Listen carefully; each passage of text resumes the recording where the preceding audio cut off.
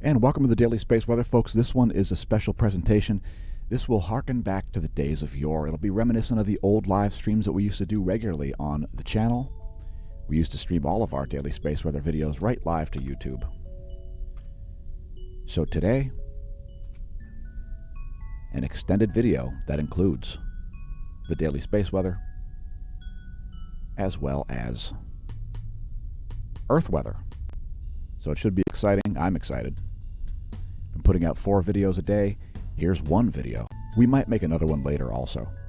So the first thing we're looking at is the colorized magnetogram and 171 angstroms to see 3 new sunspot regions, possibly. There are at least 2 regions. So this one down here and this one. Those already have sunspots when we streamed this live. This one up here is looking promising from a magnetic perspective. Otherwise, fairly low levels of activity for the past 24 hours. Here is the ionized helium view. I would note once again, as we showed on our thumbnail yesterday, a huge plasma filament right in the earthly zone. If we're going to expect any large flares, we can expect to see them from this sunspot group over here. And those certainly could produce earthly directed coronal mass ejections. We're also expecting a coronal mass ejection strike later today. So plenty of stuff to cover.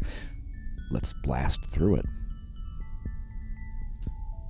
The radio flux is down to 122 solar flux units. What's the 10.7 centimeter radio flux, you ask? Well, the upper chromosphere and lower corona, this area right in here, emit a radio frequency that is a proportional number to sunspot number. 1 solar flux unit is equal to 10,000 joules of radio flux density. The black line here is the 10.7 centimeter radio flux. The red line is the sunspot number. So we can expect to see the sunspot number rise a bit here, and depending on how big those sunspots get, those new groups, we can expect an uptick in the radio flux as well. Now, later today on April 6th, we are expecting a geomagnetic storm from a coronal mass ejection strike that should extend throughout a significant portion of the day tomorrow. NOAA forecasting geomagnetic unrest all through the day tomorrow, possibly up until around 2100 Universal Time there tomorrow on April 7th. We're expecting the initial strike to happen just after midday today on April 6th.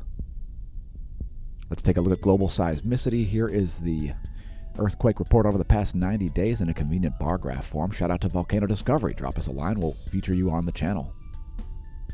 Like an interview or something like that. We regularly show the bar graph just to give people an idea of what's going on. So let's see what's shaken here over the past 24. No major quakes. There was a 5.7 at the South Sandwich Islands, a 5.1 at Fiji Island region.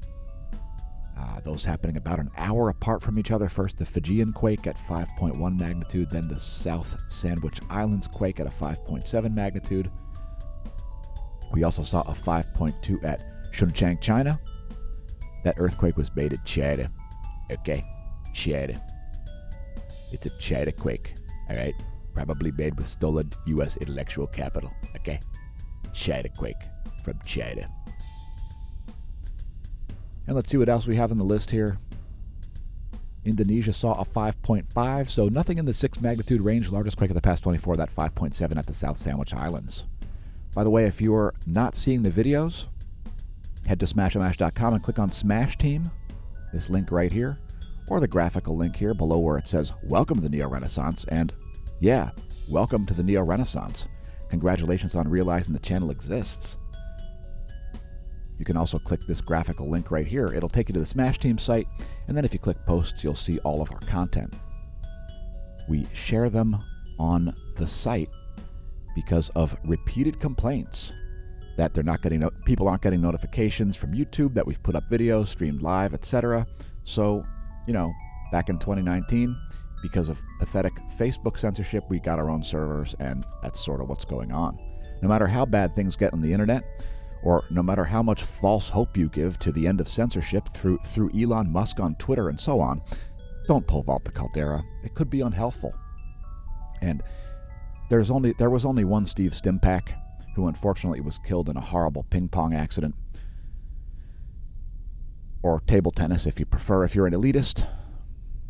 No matter how bad things get, folks, don't pole vault the caldera. We need the views on YouTube, and Twitch, and BitChute, and it could be unhealthful. So pick up some merch, perhaps. If you're going through hell, keep going. That's a quote from Winston Churchill, and let's go to volcanoes.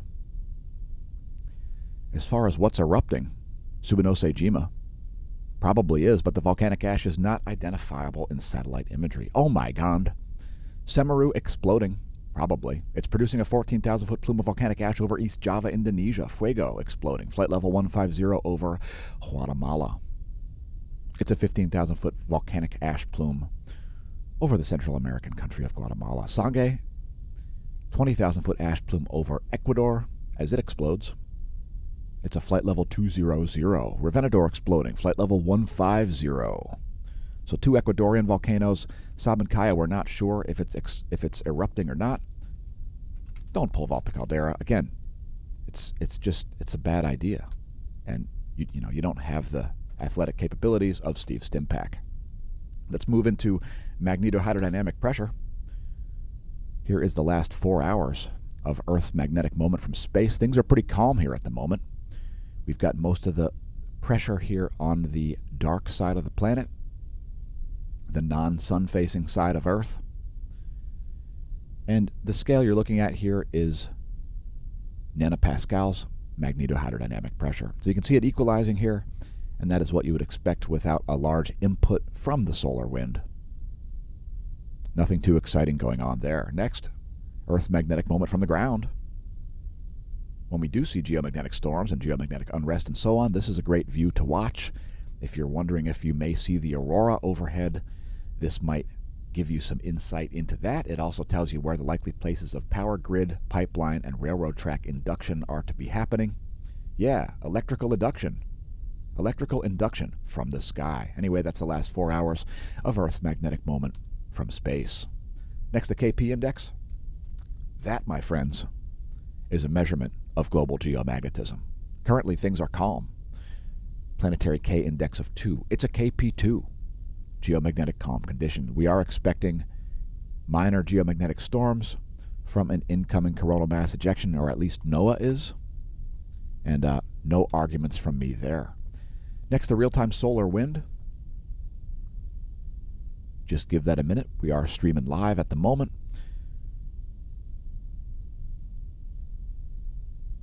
Now we've seen a reduction here in both the velocity and the density. So solar wind density about 4 protons per cubic centimeter, solar wind speed right around 400 kilometers per second. We do see the BZ shifting into negative territory. If we see a strong negative BZ signal, that's this top red line here. If we see a strong negative BZ signal, we can expect strong geomagnetic storms. When the CME strikes, that is. Proton flux flatlined here over the past 24 hours, following a series of relativistic particle events. If we see a major flare, we may see that tick back up. We'll get to flares and sunspots and so on in a moment. First, the GOES magnetometer. Things are pretty smooth there, magnetically speaking, from the geosynchronous orbits of the GOES 16 and 17. And let's take a look at the heliospheric current sheet. So we may see a North Pole current sheet come back here, folks. A little bit of magnetic indecision here. The Earth is close to a moment in between 2 current sheets.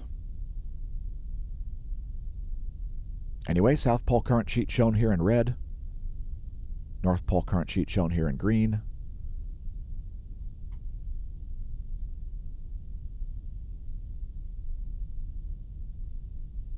Here's a line of sight view, basically showing the same data, but adding the solar magnetogram because of the line of sight perspective. I think there could be a North Pole current sheet returning, folks. So we'll see what happens by tomorrow. Make sure you tune into our videos tomorrow. We may make 1 or 2 or 4 or 0 videos. You just have to tune into the content channels to see what's going on. Smashomash.com/Smash Team. Next, looking at coronal holes and the sun's B field shown in blue. Those blue lines are the sun's B field, the field that goes through the magnet, this magnet being the sun, the local yellow dwarf, Helios, El Sol.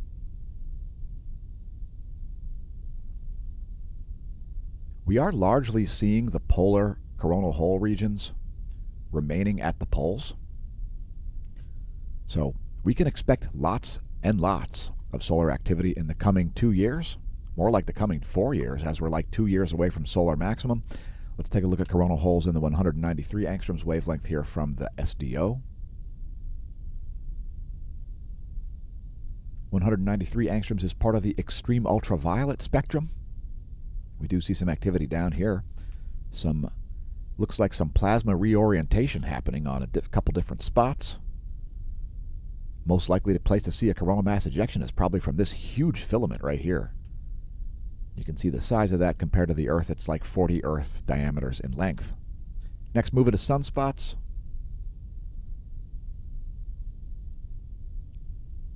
There's what's going on currently. And we've got 3 new active regions showing up right here. These 2 are sunspots already. This one here looks like it may turn into one. And let's take a look at the 1700 angstroms wavelength. There's 1700 angstroms. Most likely place to see a major solar flare, I believe, is from this sunspot group right here.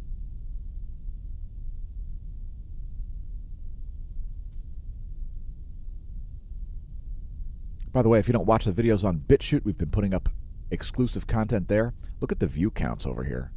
1,000 to 2,000 views a day on BitChute, and barely 100 on YouTube. We're also on Twitch. This video was originally streamed live to there. And again, if you're not getting notifications, head to the Smash Team page, click on Posts. It doesn't require a paid subscription service, but there are paid subscription services as well. Gold or silver membership will cost you $2.99 or $9.99 a month. There's also an annual gold paid-up subscription level. So help us out that way. It's almost like Patreon, just superior. We got rid of Patreon. I mean, we still have Patreon, technically. You could still contribute that way, but you're not going to get extra content unless you become a member of the Smash Team. So there are posts there specifically for gold and silver level subscribers. You can link to it on our homepage, probably below the video, depending on where you're watching it. SmashOmash.com. Welcome to the DR Renaissance. Shout out to Smash staff. Give her a raise by picking up some merch. You can find the link to that on the homepage as well. It says Smash-O merch. So check it out. Today's featured product was the, and still is the, Do Not Pole Vault the Caldera products. Next, moving into solar flaring. It's been pretty calm here. There was a C-class intensification. Peak flux of that was about 2240 yesterday on April 5th. Next, if we're going to see large flares, and flares in general, 94 angstroms is a great wavelength through which to view it. This 24-hour video from the SDO will let that play through for your viewing and stargazing pleasure.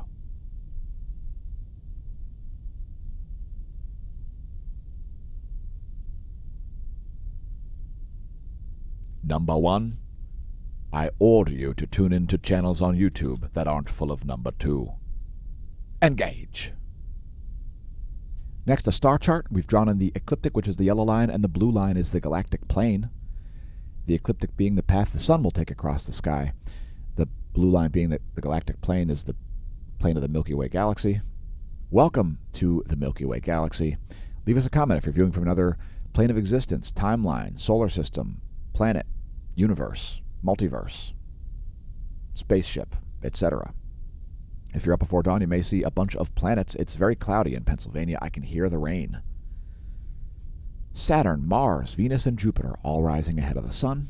If you've got a clear sky, go check it out if you're up in the pre-dawn hours. Next, we're going to show you a solar system forecast. Keep in mind this theplanetstoday.com imagery is not to scale. Planets are nowhere near that close together. We got to fit them on the screen, so they are compressed together. Here's a 1-week forecast. We'll be approaching another full moon there. That's where things will be on April 13th.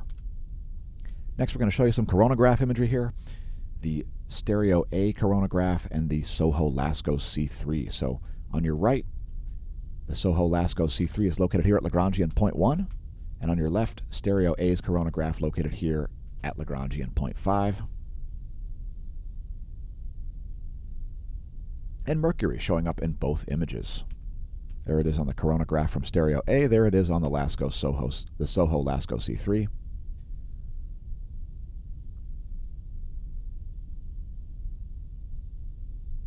Nothing too crazy going on there. And normally this is where we would end our space weather video, YouTube exclusive. But let's continue on instead and include the bonus features and the meteorology segment into today's video. So here's the most likely spots on planet Earth for GPS errors. Note the timestamps. They are in universal time. Shout out to Gemma. The total electron content forecast is showing the total electron content for the thermosphere, ionosphere, and plasmaspheres, and the electrodynamics thereof. People living around the equator typically know that they're likely to see large GPS errors around noontime. Your GPS satellite's located about 12,500 miles of altitude, and if it has to communicate through a lot of electrons, as it would in this moment, when it's communicating right through the beefy part of the inner Van Allen belt, you'll see massive GPS errors. Turn on your Wi-Fi location accuracy services, and you should get a better GPS performance using the IP addresses of Wi-Fi hotspots. Next, looking at satellite charging hazards. There you have it, some minor ones again. That's like 3 days in a row of similar minor surface charging hazards caused by electrons building up on the surfaces of satellites. It may cause some problems with meteorological satellites and so forth. We don't expect it to be anything major. It's moving to the west. Here's the 1-year chart of the relativistic electrons, the kind that are measured by the Gov 16 and 17. Here are their measurements over the past 3 days. And we've been seeing fairly high levels here as we get into warning territory. Just coming in and out of warning territory here briefly today, at least the Gov 16 was.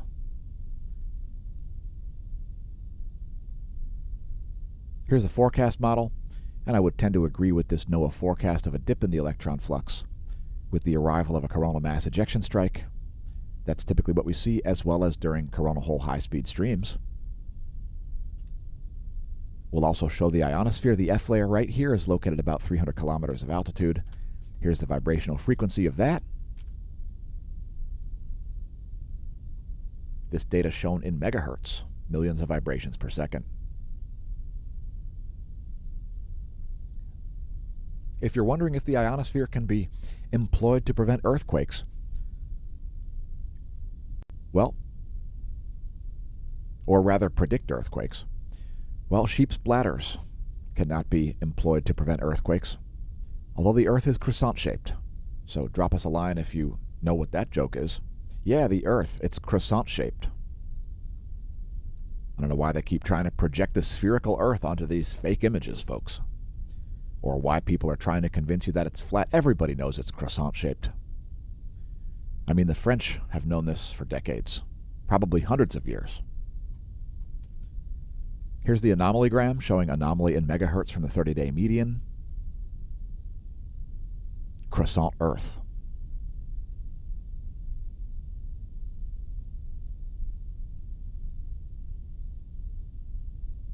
It looks like we're seeing some weak spots here in the Central Pacific Ocean, right around the equator, right around there where that you see some anomalies happening there, centered around that area, somewhat southeast of Hawaii there.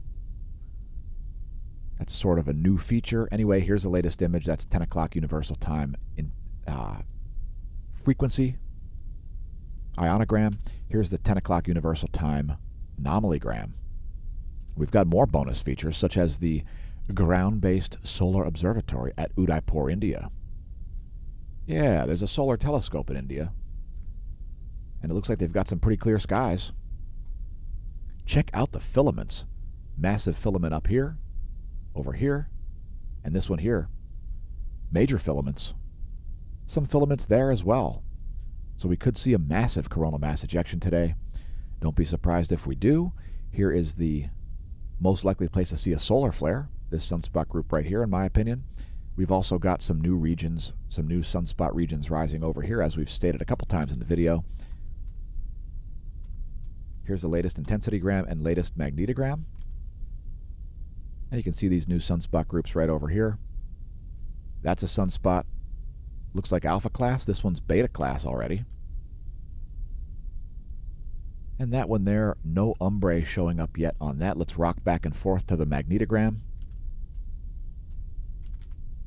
Is this a new sunspot? There's a new sunspot there as well. So a little lull in activity here, folks. Solar Cycle 25 is looking to be an exciting one. Here's the last 2 hours on the GOES 16 SUVI imagery. The great wide field of view there. A huge prominence down here, south of these new active regions.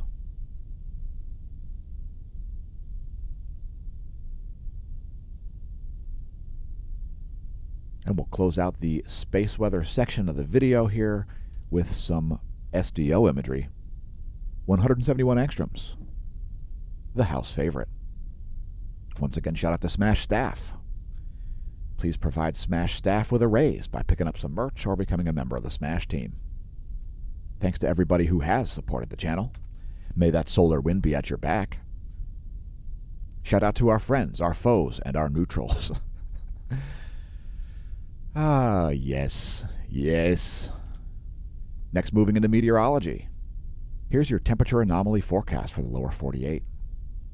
We're waiting for some warmer temperatures to come to Pennsylvania, and it looks like we're going to be continuing to wait here. This is a 72-hour GFS temperature anomaly forecast. Temperatures are shown here in Celsius degrees. Very warm conditions in the western part of the country. And about 16 degrees Celsius below normal coming to a large portion of the eastern part of the country. So huge temperature gradients there across the U.S. We've also got a low pressure system here right near Minneapolis. So you can see this low right here where my pointer is. And also a low here over East Texas.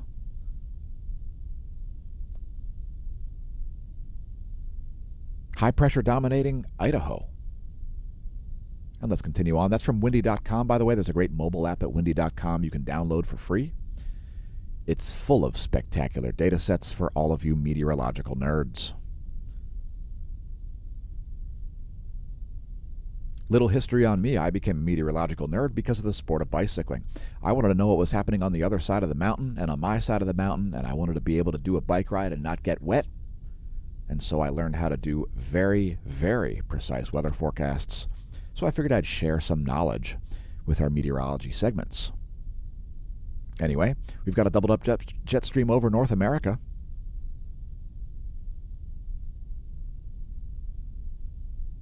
And a doubled up jet stream over southern South America. How about the surface winds of this side of the planet? There you go. We'll show the other side of the planet to show sort of a global perspective to our viewers from the east side. Shout out to our viewers from the east side. Those are the surface winds of the western world. Like sands through the hourglass of time, here are the surface winds of the eastern world. Strong low here in the northwestern Pacific.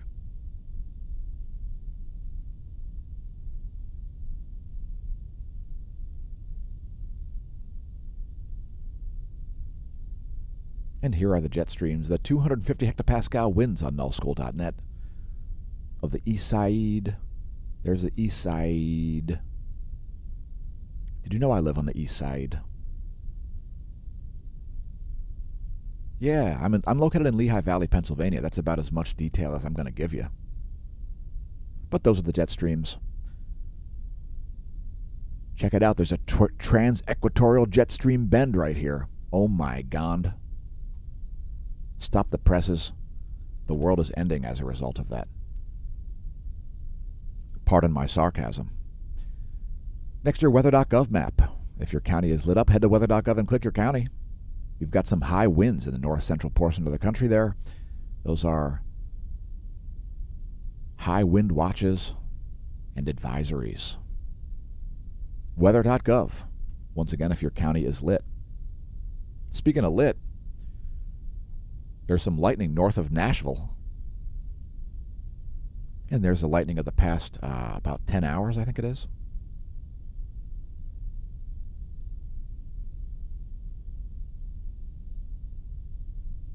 That's your NASA GOES lightning mapper for the day. Here is your real-time lightning map. And we've got lightning north of Memphis.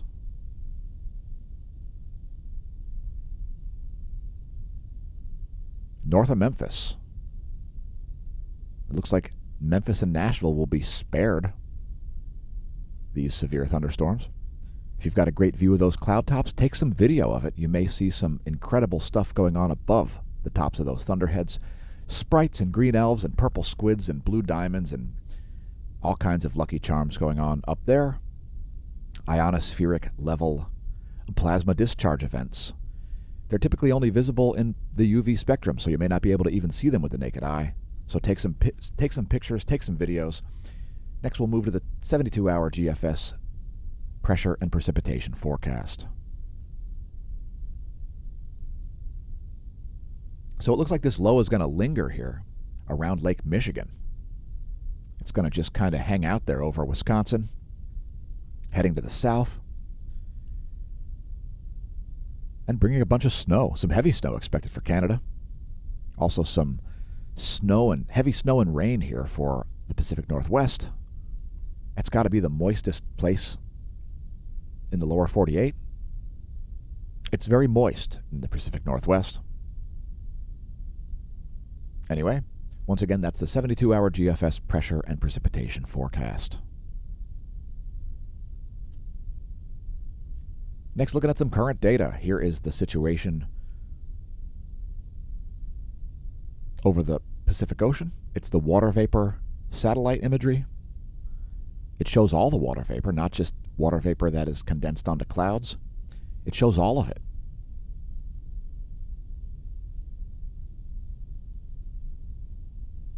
And very dry conditions over Mexico here. You can see almost entirely dry air over Mexico, and some rapid cloud nucleation happening here over Arkansas. We'll show you a close-up of that. First, the weather.gov radar map. You can see that low centered very close to Minneapolis. Again, it's going to loiter. Here's the full 50-state view. Some moisture loitering there over southern Alaska as well.